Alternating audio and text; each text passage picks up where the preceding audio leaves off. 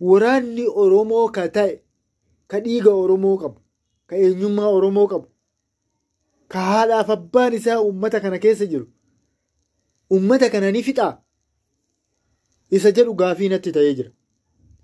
Waraanni mootummaan ajajee uummatatti bobbaase kun ajajaa waraana kan uummatatti bobbaase kun Oromoo ta'uu isaatu shakki uummata kiyyas quba qabaadha.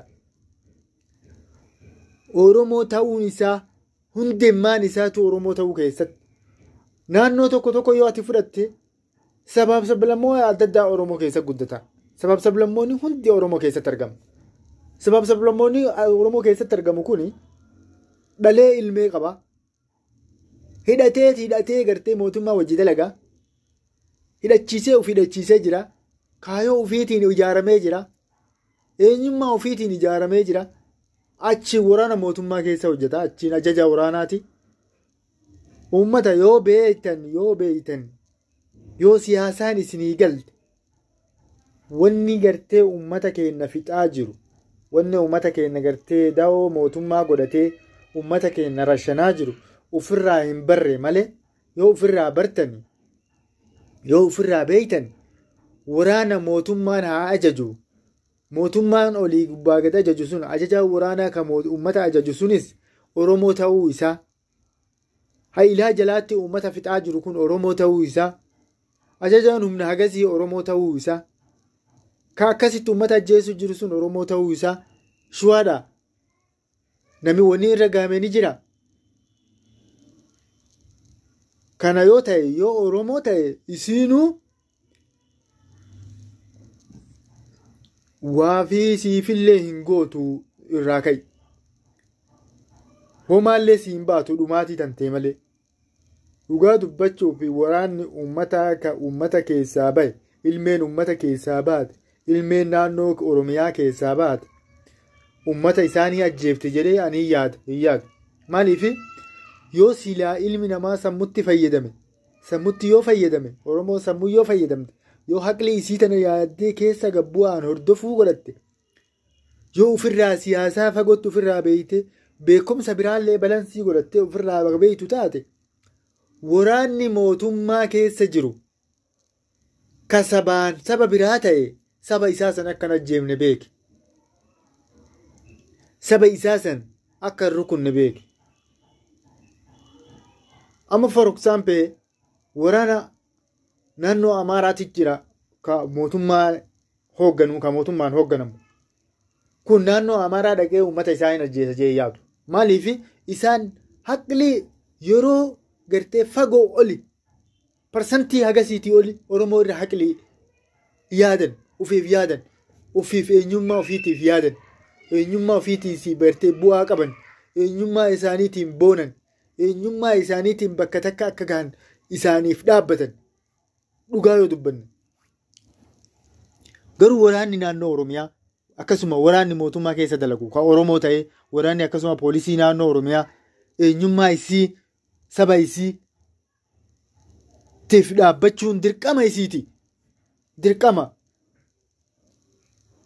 Garuu waan feete yoo taate waraanni ijoolleen naannoo Wallaggaa ijoolleen naannoo Arsii ijoolleen naannoo Harargee ijoolleen naannoo Shawaa ijoolleen naannoo Jimmaa ijoolleen naannoo Walloo ijoolleen naannoo gartee Booranaa fi Gujii hundi waraana humna waraanaa mootummaa keessa dalagan akkasuma waraana poolisii naannoo Oromiyaa keessa jiran isaan kun akkamitti quuqama uummata isaaniitiif hin qabne maaliif hin qabne wanni hin qabneef maali?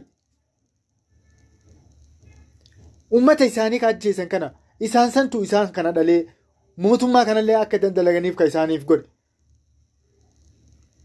Ilma kiyyatu poolisa keessa naa jira ilma kiyya mootummaa wajjin naa dalaguu jira ilma kiyyatu bakka akkasii naa jira jaanii kan isin abdatan. Isin achi deemtanii garuu uummata nagaa haadha teessan abbaa keessan obboleeyyan keessan rashantan. Maali kun barbaachisaadha? Seera akkamiiti? Heera akkamiiti kun? Maaliif taa'ama kun? Wanni taa'amuuf maali? Maaliif uummata keessan fixan? Maaliif uummata keessan ajjeeftan? Yoo xiqqaate naannoo Arsii aanaa shirkaatti yoo xiqqaate nama 36 dhumate. Maaliif ajjeesame? Jaarsa abbootii gartee abbaa gartee guddaa nama guddaa umriin gartee nama 60 wayi nama 70 wayi itti ajjeefame sheeka sanuu nama guddaa akkasuma qeensota warra kiristaanaa warra islaamaa jettanii hin dhiifne tokkollee kaan mana amantaatii gabbaastanii kaan mana kiristaanaatii gabbaaftanii raasaa keessanii ajjeestan maaliif barbaachise kun siyaasaa yoo taate siyaasaa akkana itti fayyadamanii nama ajjeesuun itti fayyadamanii nama kana yoo ajjeesan nama siyaasaadhaan si dorgomuu jiru nama siyaasaadhaan si qabees gartee namni kun harkaa baasaa yookaan saayikooloojii kan kee keessa ka deemu taate nama itti fayyadamtee siyaasaa irraa fayyadamuu dandeettu tokko ajjeesuu dandeetta nama siyaasaadhaan si miidhuu jiru tokko irraa fayyadamuu dandeetta kun miskiina rabbii ka gartee nyaatee ofiiyyuu hin quufin ilmaan xixiqqoo fi jaarrolee gartee kawwamaayyuu gama hundaanuu siyaasaa irraa bilisaa kana ajjeefama mootummaadhaan maaliif ajjeesifama ka ajjeesu kun eenyu humna poolisii gartee waraana mootummaati ajajoota mootummaati hin kenname waraana moo waraana mootummaa naannoo oromiyaati irraa poolisii naannoo oromiyaati kun hundinuu uummata isaatiif yoo dhaabbata hin qabne wanni isaan uummata isaaniitiif dhaabbataniif maali biyya isaaniitiif wanni dhaabbataniif maali kwani uummanni oromoo gisee itti duulamu wanni shaabiyaadha moo maali moo maali moo biyya biraa dha'uu jirta kana ka uummata miskiina nyaatee ofiiyyuu hin dhugin dararuu jiran waan ajaa'ibaati akkas isiniin jaa kabajamtootaa fi jaalatamtoota keenya waan hin dhageessifataniif dhiifama isiniin jaa dhugaa dubbachuuf wanni waa'ee oromiyaa kun hedduu nama dararaa akkasuma ka wajjin ilaallu ta'a dhugaa hedduu nama ajaa'ibaa mee kama waliin garuu yoo gartee waan nyaatu dhabee uummata gartee ergamtuu ta'ellee haadha isaan ajjeesu gartee haadha keessaa bahe san haadha isa dhalte san yookaan haadha uummata isaa san haadha oromoo obboleessa oromoo obboleettii oromoo seenee hin ajjeesu dhugaa dubbadhaa uummata dhugaa waraanni damoosa isaati dalagaa isaati ajaja seeraa fudhatee deema ajaja seeraa fudhattee deemta ajaja seeraa ka fudhattee deemtu kana damoosa kan keeti mindaa kan keeti nama ajjeesuudhaan sii kafalama yoo nama ajjeeste sii kafalama yoo haadhatee ajjeeste sii kafalama yoo abbaa kee ajjeefte sii kafalama moo yoo obboleettii tante obboleessa kan kee fitta sii gartee sii kafalama mindaan kee maali yoo waraanni oromoo ka ta'e ka dhiiga oromoo qabu ka eenyummaa oromoo qabu ka haadhaaf abbaan isaa uummata kana keessa jiru uummata kana ni fixaa isa jedhu gaafii natti ta'ee jira waraanni mootummaan ajajee uummatatti bobbaase kun ajajaa waraana kan uummatatti bobbaase kun oromoo ta'uu isaatu shakki uummata kiyyas quba qabaadha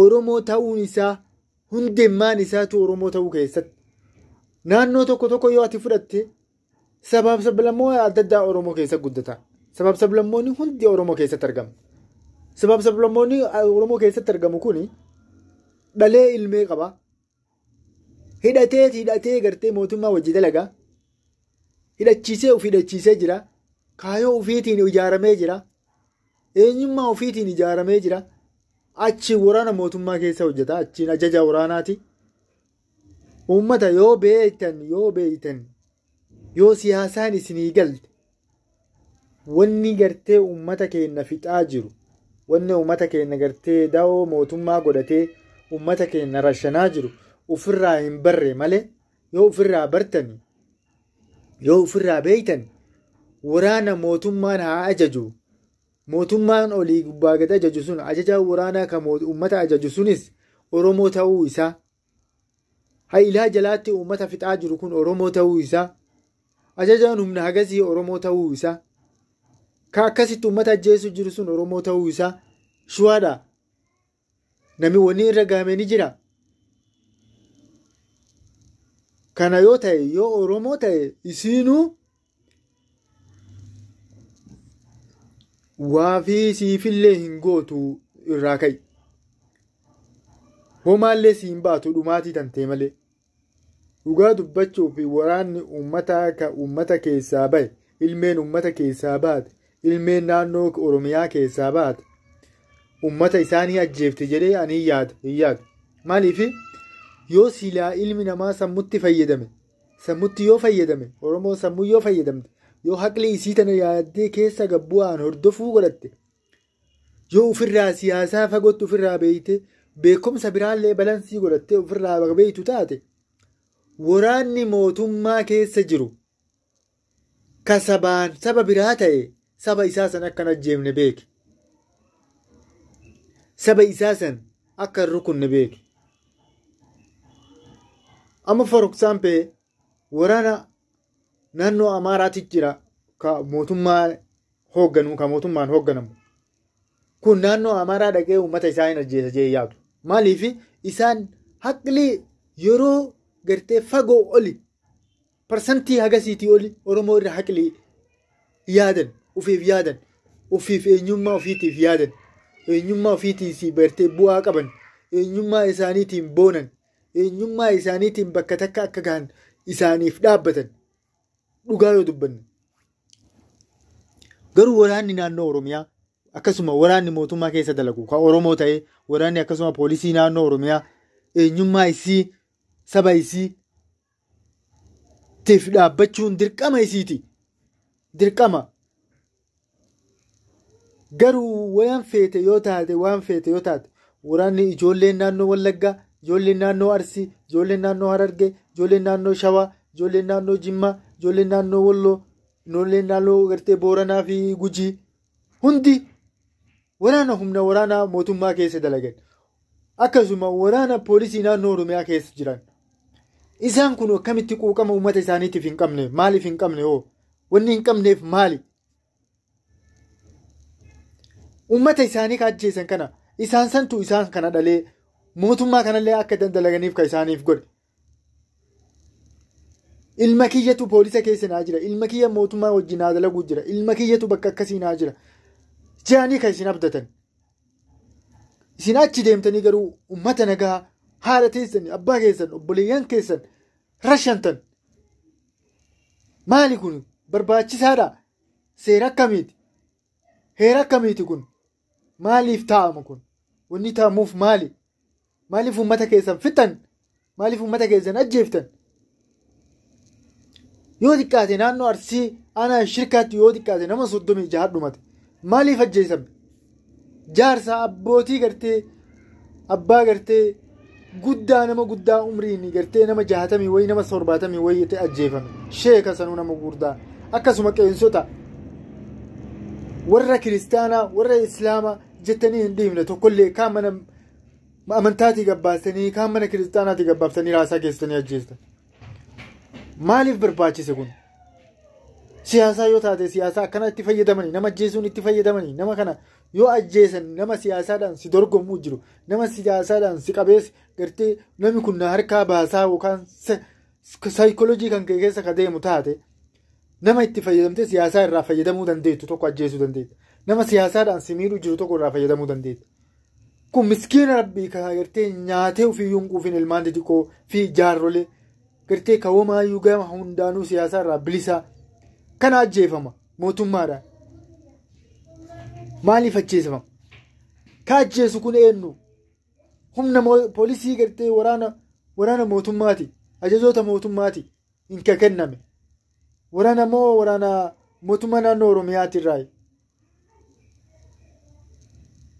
poolisii naannoo Oromiyaati kun hundinuu uummata isaatiif yoo dhaabbata hin qabne wanni isaan uummata isaaniitiif dhaabbataniif maali biyya isaaniitiif wanni dhaabbataniif maali kwani uummanni Oromoo gisee itti duulamu wanni shaabiyaadhamu maali moo maali moo biyya biraa dha'uu jirta kana ka uummata miskiina nyaatee ofiiyyuu hin dhugin dararuu jiran waan ajaa'ibaati akkas isiniin jaa kabajamtootaa fi jaalatamtoota keenya waan hin dhageessifataniif dhiifama isiniin jaa dhugaa dubbachuuf wanni waa'ee Oromiyaa kun hedduu nama dararaa akkasuma ka wajjin ilaallu ta'a dhugaa hedduu nama ajaa'ibaa mee akkama waliin garuu